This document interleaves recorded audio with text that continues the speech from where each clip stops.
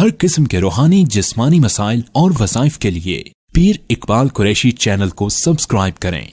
کہ جب ابو بکر صدیق رضی اللہ تعالی عنہ ایک رستہ سے گزر رہے تھے، یہودیوں کا بہت بڑا اجتماع تھا، اور ایک یہودی عالم تقریر کرتے ہوئے کہہ رہا تھا کہ دیکھو مسلمانوں کے نبی کو کہ محمد بن عبداللہ نے عجیب بات کہی ہے، من ذا الذی یقرض اللہ قرضا حسنا، کہ مسلمانوں کا رب کہتا ہے مجھے قرضہ دو، میں قرضہ تمہیں واپس لوٹاؤں گا۔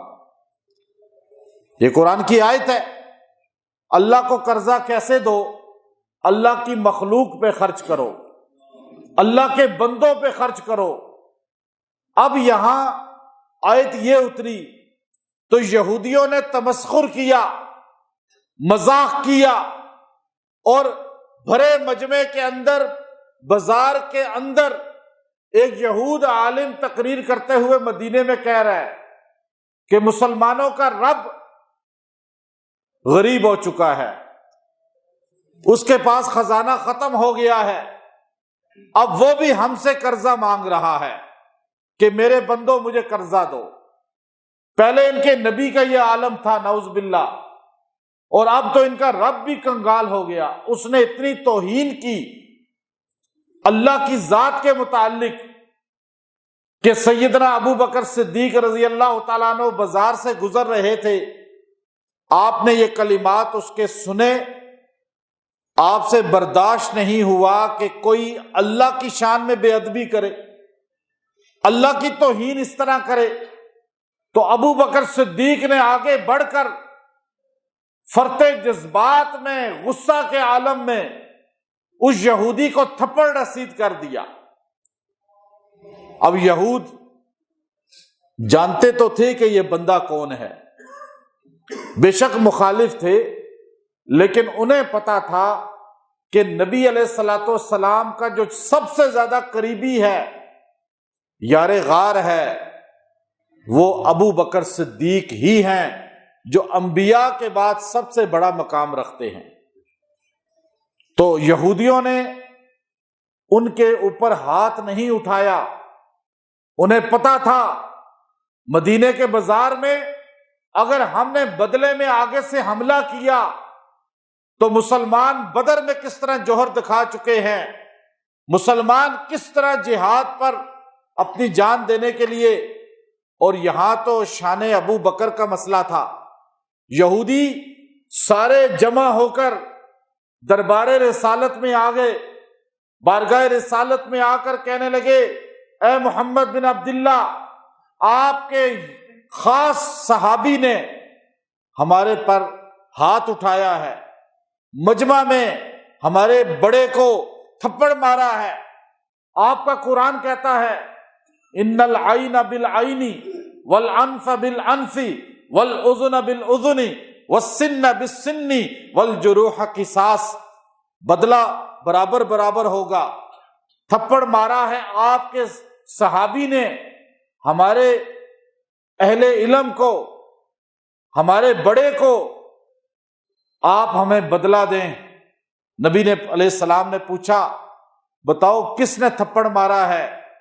صحابہ بیٹھے ہوئے تھے، سارے صحابہ موجود تھے، تو یہودی کھڑا ہو کر کہنے لگا آپ کے ابو بکر صدیق نے ہمارے بڑے عالم کو تھپڑ مارا ہے۔ آپ نے فرمایا ابو بکر کا؟ جی ابو بکر کا، ہو سکتا ہے عمر نے مارا ہو، دوسرے صحابی کسی نے مارا ہو، چونکہ ابو بکر تو بہت نرم دل آدمی ہے، بہت صبر اور برداشت والا آدمی ہے، رحماء بینہم کا پیکر ہے۔ اس نے کہا نہیں، آپ پوچھ لیں، یہ ابو بکر موجود ہیں۔ حضور نے فرمایا اے ابو بکر کیا آپ نے تھپڑ مارا؟ ابو بکر صدیق نے فرمایا یا رسول اللہ تھپڑ مارا۔ اب حضور حیران ہو گئے، پوچھا کیوں مارا؟ کہا ان یہودیوں سے پوچھیں کہ انہوں نے کیا خطا کی تھی؟ یہودی کہنے لگے کوئی غلطی نہیں کی تھی۔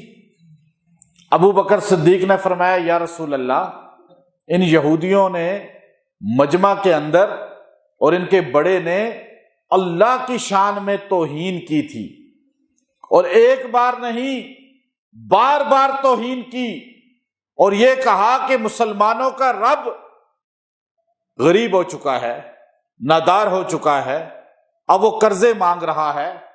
یہ جملہ اللہ کی شان کے خلاف مجھے پسند نہیں آیا کہ ابو بکر مجلس میں ہو، چاہے گزرتے ہوئے مجلس میں کیوں نہ رک گیا، اور میں مجلس میں موجود ہوں اور کوئی اللہ کی شان میں توہین کرے۔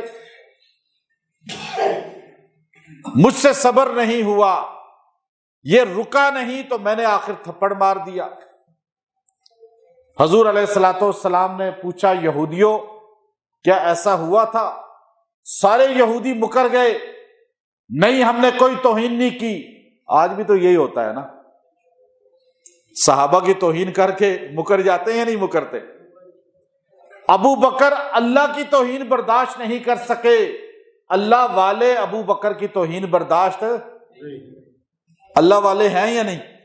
اللہ والے ہی برداشت نہیں کرتے۔ جو اللہ والے نہیں ہیں وہ ادھر سے سنیں گے وہاں سے نکال دیں گے، لیکن اللہ والوں کو صحابہ کی توہین برداشت نہیں۔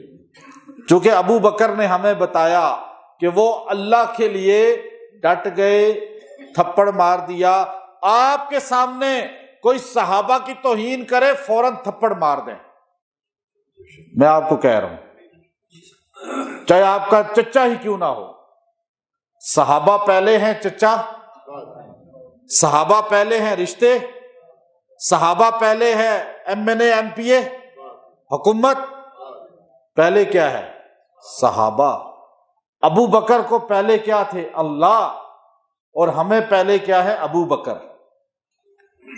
یہ ہمیں سمجھا دیا نا۔ اب ابو بکر صدیق نے کہا یا رسول اللہ، انہوں نے کہا ہے، حضور نے کہا ہے تم نے؟ نہیں کہا۔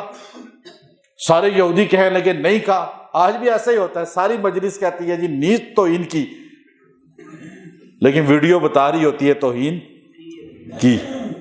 اب حضور نے کہا ابو بکر کوئی گواہ ہے آپ کے پاس؟ کہا یا رسول اللہ گواہ تو کوئی نہیں ہے، کیونکہ وہاں صرف میں ہی مسلمان تھا، باقی سارے یہی تھے اور یہ توہین کر رہے تھے، تبرہ کر رہے تھے۔ تو یہ تبرہ کی محفل تھی اور میں اکیلا تھا وہاں پہ، جو گزر رہا تھا تو میری نظر پڑ گئی۔ اب مجھ سے یہ تبرہ اللہ کا برداشت نہیں ہوا تو میں نے فرط جذبات میں تھپڑ مار دیا۔ آپ نے کہا ابو بکر اگر آپ گواہ لے آؤ گے تو میں فیصلہ آپ کے حق میں کر دوں گا، اگر گواہ نہیں لاؤ گے تو میرا پھر انصاف کا تقاضا یہ ہے کہ یہ یہودی آپ کو تھپڑ مارے۔ اب یہ جملہ رسول اللہ نے فرمایا، چونکہ رسول اللہ تو انصاف کرنے والے تھے۔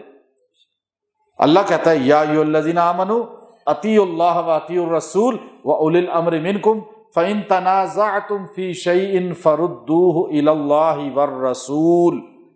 جب تنازع پڑ جائے تو اللہ رسول کی طرف آ جاؤ۔ عدالتوں کو کہا، جرگوں کو کہا کہ جب تنازع میں آ جاؤ، مسئلہ حل نہ ہوتا ہو، اللہ رسول کی طرف لوٹ آؤ، قرآن و سنت تمہارا فیصلہ کر دے گی۔ اب یہاں فیصلہ نبی نے کرنا تھا، مجلس صحابہ کی تھی، دربار رسالت کا تھا، اور لے کر آئے کیس یہودی تھے۔ مسئلہ خیر الخلائق بعد الانبیاء کا تھا، وہ جانشین پیغمبر تھے، وہ خلیفہ بلا فصل تھے، وہ صحابہ کے ایمان تھے۔ ان کے لیے اگر رسول اللہ صادر کر دیتے کہ تھپڑ یہودی مار دیں، صحابہ پریشان تھے، قیامت کی صبح تک مسلمان کہیں گے کہ صحابہ کی مجلس میں ابو بکر پہ یہ حد جاری ہوئی۔ یہ کیسے ہو سکتا تھا کہ صحابہ برداشت کرتے؟ کملی والے خود برداشت نہیں کر سکتے تھے، لیکن فیصلہ کرنا تھا۔ ادھر رسول اللہ کے ہونٹ ہلنے والے تھے، ادھر عرش والے کو جوش آ گیا، اللہ بھی جذبات میں آ گیا۔ اللہ کو بھی محبت آ گئی اور اللہ نے فوراً جبرائیل کو بھیجا اور حضور کے ہونٹ ہلنے سے پہلے قرآن نازل ہوا، لقد سمیع اللہ، لقد لام اور قد جوڑ کے قسم کھا کے کہتا ہوں کہ اس میں شک نہیں ہے، ترجمہ یہ ہے اس کا۔ قسم کون کھا رہا ہے؟ اللہ، اس کو ضرورت ہی نہیں، لیکن ہمیں بتا رہا ہے کہ مقام ابو بکر یہ ہے کہ عرش والا بھی اللہ خود بھی ابو بکر کی گواہی دے رہا ہے، کبھی ابو بکر کی بیٹی کی گواہی دے رہا ہے، کبھی سیدہ عائشہ کی طہارت کو بیان کر رہا ہے، اور اس گھرانے کے لیے تو قرآن ہی اتر رہا ہے۔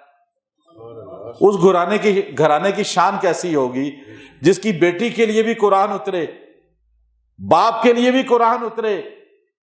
اب اللہ تعالیٰ فرماتا ہے لقد سمیع اللہ، میں قسم کھا کے کہتا ہوں کہ میں اللہ سن رہا تھا۔ یہودیوں تم کہتے ہو کوئی نہیں تھا سننے والا، ہم نے بولا ہی نہیں ایسا، ابو بکر اکیلے تھے، ابو بکر کہہ رہے ہیں میرے علاوہ کوئی تھا ہی نہیں کلمے والا جو یہ بات سنتا، یہ سارے باطل ہی سن رہے تھے، لیکن عرش والا کہہ رہا ہے میں قسم کھا کے کہتا ہوں کہ میں اللہ سن رہا تھا۔ قول الذین قالوا، ان لوگوں کی بات کو، قالوا ایک دو نہیں تھے، سارے ہی تھے تبرعی، سارے کیا تھے؟ تبرعی، سارے تبرع کر رہے تھے۔ قالو جمع کا صیغہ ہے، ان کیا تبرع کر رہے تھے؟ ان اللہ فقیر، بے شک اللہ ہو گیا ہے فقیر، وَنَحْنُ أَغْنِيَاء، اور ہم مالدار ہو گئے ہیں، اللہ ہم سے قرضہ مانگ رہا ہے۔ اب اللہ نے دو جملوں میں ابو بکر صدیق کی گواہی دے دی۔ ابو بکر صدیق سچے ہیں، چونکہ صداقت آپ کا لقب تھا نا، اگر وہاں فیصلہ آپ کے خلاف ہوتا، قیامت کی صبح تک سنیت کبھی ڈٹ کے نہ کہتی کہ ابو بکر صدیق ہیں۔ آج کائنات کو پتا چل گیا کہ آپ کی صداقت کی گواہی تو عرش والا دے رہا ہے۔ اس لیے آج ہم فخر سے کہتے ہیں کہ نبی کے بعد جو مقام صدیق ہے وہ ابو بکر کے علاوہ کسی کو نہیں ملا۔ صدیق، یہ قرآن کی ایک آیت آپ کو بتائی۔